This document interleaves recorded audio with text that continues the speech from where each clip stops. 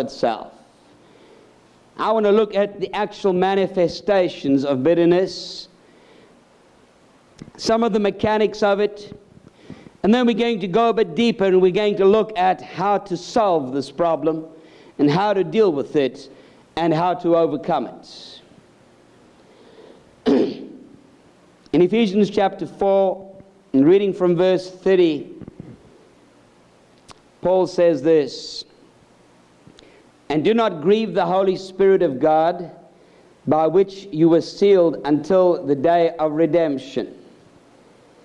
Let all bitterness and wrath and anger and clamor and evil speaking be put away from you with all malice."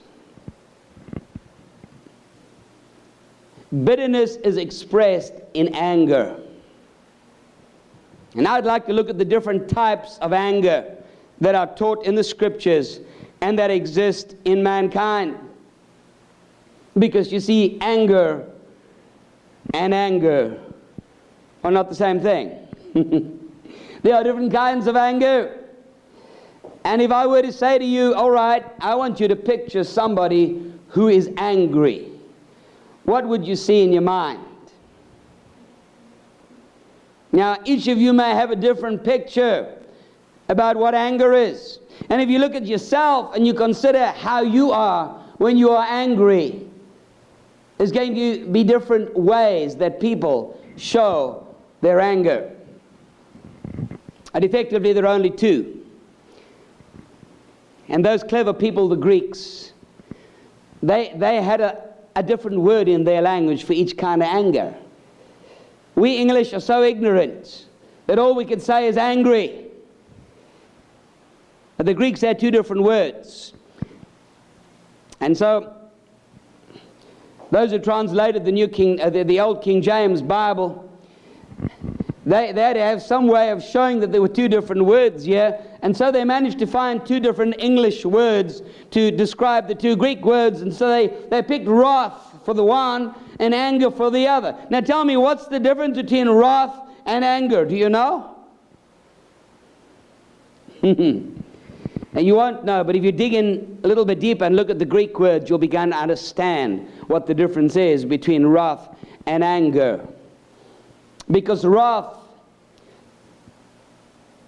is translated from the Greek word thumos. Thumos, which speaks of hot anger, explosive anger. Anger that explodes. You know what explosive anger is? Just find an expressive person and make them mad, and you'll know what explosive anger is. It's anger that explodes. It's anger that shows itself usually pretty loudly, pretty clearly. You don't have a doubt in your mind that the person's mad when they got a bit of thumos. The whole world knows that person is angry when thumos shows itself. In fact, most of the neighborhood sometimes know. And most of the people in the shopping area where it occurs in public know that that person is angry. You know what I'm talking about? It's explosive anger. And Paul uses another word to go with it. He says, let all bitterness and wrath and anger and clamor and evil speaking. Well, he spoke about bitterness, and he spoke about malice. And those are the roots that we spoke about. That's your wormwood and your gall. An external and an internal bitterness. But sandwiched between that, he's got these four words: wrath, anger, clamor, and evil speaking. And they're actually matched pairs. Because wrath, or thumos, or explosive anger, leads to clamor. And anger, which is the other kind of anger we'll deal with shortly, leads to evil speaking. Now I'd like to start with thumos. Explosive anger. Explosive anger leads to clamor. What's clamor? Noise. Violent argument. Well, you see, it happens this way. You're speaking with your spouse or somebody that you're close to, and they make you mad, and you get angry, and you thumos, and you open your mouth, and you tell them that you're angry. You'll use words, sometimes not very nice words, to express your anger. And when you do that, if the other person reacts also with thumos, they're going to shout back, probably about 2 decibels higher. And when you get that reaction from them, the anger that you had at the beginning just got the fuse light. It begins to build up even more. It begins to explode more. And so you retaliate 5 decibels higher, which makes them more angry, and they come back 10 decibels higher. And we got a chain reaction, almost like an atomic bomb. By the time you finish, you want to kill each other. We got violent argument, violent anger, like 2 dogs getting into each other. That's clamor. Well, it doesn't always work that way.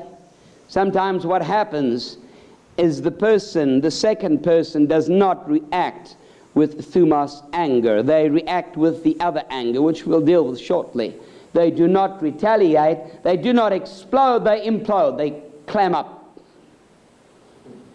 And so here's me. You made me mad. And the person looks at you. They don't say a word.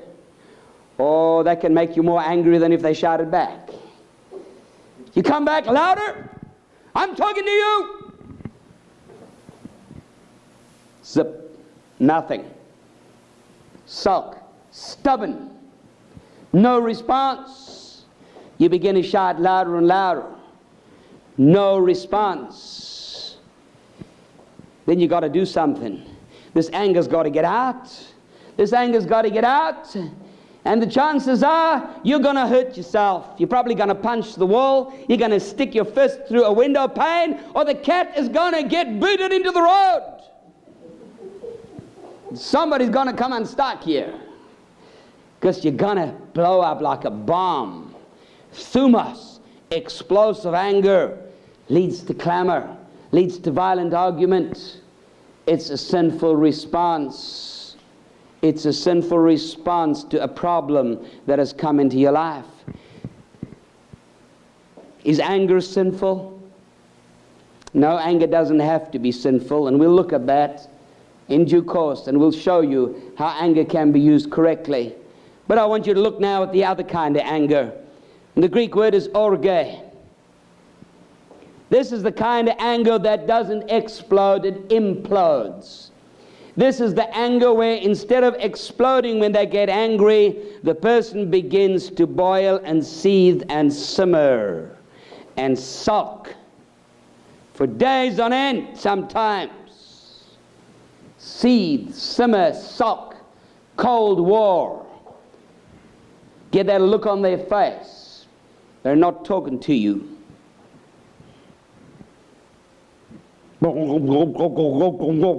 Mutter, mutter, groan, moan. All the anger built up inside. Well, thumos anger can cause you to blow a blood vessel in your brain, maybe. It can cause a lot of other problems, but I'll tell you what, this kind of anger is the kind of anger that causes stomach ulcers and high blood pressure. Because it builds up inside. It bubbles and seethes. And you know what happens? Eventually that bubble and seething comes to a point where the person cannot contain it anymore. They got to let it out somehow, but they cannot let it out explosively. So they find somebody to let it out at. Somebody who's prepared to listen. And what comes out is, you know so-and-so. Do you know what they did? Do you know what they said? Do you know, do you know, do you know? Gossip, gossip, gossip, gossip. Evil speaking. The Greek word is blasphemia. You know what it means to blaspheme? To blaspheme means to run down, to deride, to ridicule, to put down, to criticize somebody else. And so when a person implodes their anger, eventually what it leads is to a kind of a gossip and a blaspheming and a tearing down using the tongue. They become vindictive. They become vicious in that seething, boiling anger that seeks to take revenge. I'll get my own back on you. I'll tell somebody else about you. I'll make your life miserable. Evil speaking. Now what happens when these angers begin to take place? You explode against somebody else, it leads to clamor, a violent argument, and there's a barrier between two people. And that anger and that violent argument can separate them and tear them apart. You say, well, I'm glad I don't explode my temper. I can control my temper. I can control my temper. I don't have to get mad. I can seethe and bubble, yes. Until you start telling somebody else and speaking negatively and criticizing. And so you go and speak about that person negatively behind their back to somebody else. And that somebody else goes and tells somebody else, who tells somebody else, who tells somebody else. And sooner or later, the person that you got mad at hears the story. Highly magnified via the gossip circle. Now what are they going to do when they hear what you've been saying about them? They're going to get mad, and they're going to seethe, and they're going to bubble. And the cycle repeats itself.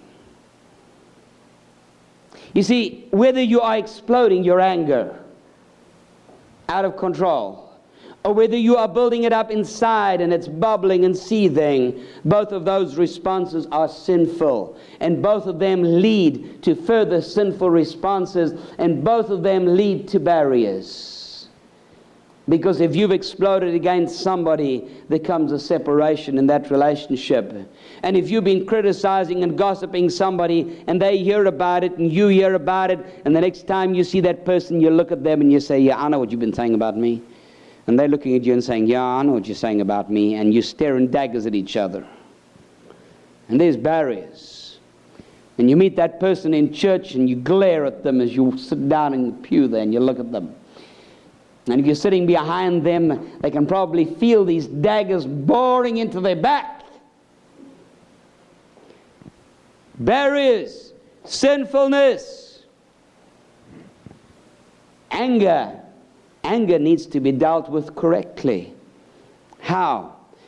Well, the scripture has a solution to these. And the best solution to thumos, anger, and to clamor is a very simple solution given in the book of Proverbs chapter 15 and verse 1. And it says this: a soft answer turns away wrath, but grievous words stir up anger. A soft answer turns away wrath. Well, how does it work? It works like this. There's two people. There's a problem that occurs. The first one explodes. Thumos. He shouts, you stupid idiot. And the other person says, I'm sorry. Please forgive me. Yeah, but you do it. You're quite right. I shouldn't have done that. Not yet. How many more times can you retaliate every time somebody just speaks to you softly? Takes all the fun out of it. Just takes the wind right out of your sails. It's like the matador when he just keeps telling the bull, come on, bull. Come on, bull. And the bull comes and he dashes, and the matador says, come on, bull. Come on, bull. And after he's chased that red rag a few times, it's not fun anymore. He just loses all that energy. He just wears himself out, and he becomes meek as a lamb. Try that on your husband next time he starts screaming at you. Try the one on your wife next time she explodes. A soft answer turns away wrath. A soft answer will take the winds out of the sail. Not a no answer, no. That can create a further problem where you just become stubborn and you sulk. No, a soft, gentle, loving answer will diffuse that situation. How about when a person clams up? How are we going to deal with that? The trouble with clamming up is you tend to avoid. When you're mad at a person like that, you don't look them in the face, you don't talk to them, you don't even let them know they made you mad. You're going to tell somebody else about it. It could be that the person said something or did something innocently. I mean, we went out and we visited folks and we had a good time. And me with my big mouth, I said something I shouldn't have. Oh, I'm always doing that. And on the way home, she's not talking. Oh, she's not talking. And I'm saying, well, is there something wrong? No. Are you mad at me? No. What did I do? Nothing. But you know that there's something wrong. It hasn't been dealt with. It hasn't been dealt with. You got to play 20 questions to try and guess what you did wrong. Well, you know what you said. Uh-oh. What was it? Now you know what it was. What did I do? You should know. Barriers.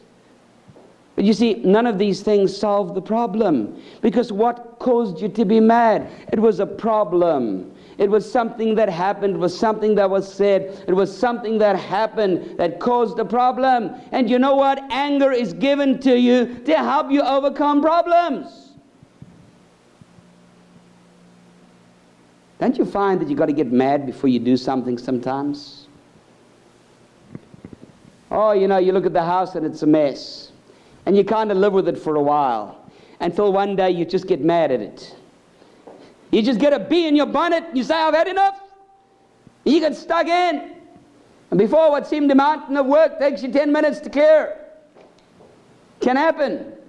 Sometimes God causes a release of emotional energy in us to give us the power, the energy to deal with a problem right now. And when you've got that burst of energy, it's been given to you as a blessing. And that is why the scripture says, be angry, but sin not. Anger has been given to help you deal with a problem. Well, unfortunately, most of the time, the problem has been caused by another person. And so here you've got this problem facing you, and you're mad. But instead of dealing with the problem, you deal with the person. And so you blow up at the person and create another problem. You clam up and sulk and start to criticize the person, and you create another problem. And you didn't use anger the way it was supposed to be used to deal with the problem. And yet if you can just take that anger and hold it back and direct it at the problem, you can solve the problem, and you can restore the relationship, and you can walk in righteousness, and you can, instead of coming under condemnation and guilt because you blew it, because you responded sinfully in anger, you can take that anger and say, I responded correctly, and I used the anger to tear up that problem and to deal with it and to solve it once and for all. But we don't do that. We swing from one end of the pendulum to the other. And so you got this deep anger, which is causing ulcers and all sorts of other problems. And you got to go see the shrink. You got to go see some psychologist or psychiatrist to get help with your problem. And after putting you there on the couch and digging into your past, for several months they uncovered the fact that the problem here is that you're mad at your parents, at your mother, at your father, at somebody else. You've got this anger. You're mad at your mother-in-law. She's always sticking her nose in your business. You got this anger built up inside of you, and it's eating away at you. And they'll recommend you to let it out. Let it out. Well, how do you let it out? One of the popular methods is group therapy. You get a bunch of people together and you start discussing your problems. And so the first person sits there and says, I've got a dominating wife. She's always pushing me around and telling me what to do. Somebody else says, my husband is an absolute pig. He has no consideration whatsoever. The other person says, you should see my mother-in-law. Man, that woman, I just wish she'd never come round. Oh, you begin to have a lovely session. You pass the pillow around and each get a turn to knock the stuffing out of it. Let it all out. Come on. You're amongst people who care now. You can tell us how you feel. Express your feelings now. You've been hiding them inside. Let it all out. Express your feelings. And when you finish, you'll feel a whole lot better. You won't believe what psychiatrists have counseled people to do. Counsel has been as bad as telling people to go and urinate on their father's grave. You won't believe the things that people are told to let out the anger and the bitterness that's inside them. And all they do is they teach them to go from one sinful response to another sinful response. But the problem never got dealt with. The bitterness never got resolved. It was just moving from one way of sinning to another way of sinning. The Bible gives us solutions. The Bible tells us how to deal with bitterness. And there is righteous anger. Paul said in Ephesians 4:26, be angry and do not sin. Do not let the sun go down upon your wrath, neither give place to the devil. He's saying deal with this anger and deal with it now and get it out and use it the way God intended you to use it. Not swinging from one end of the pendulum to the other. First learning to express your anger, and then the person who's always exploding gets told you need to learn to bite your tongue. Now when you get angry, take a deep breath and count to 10. Ever heard that one? Hold it up.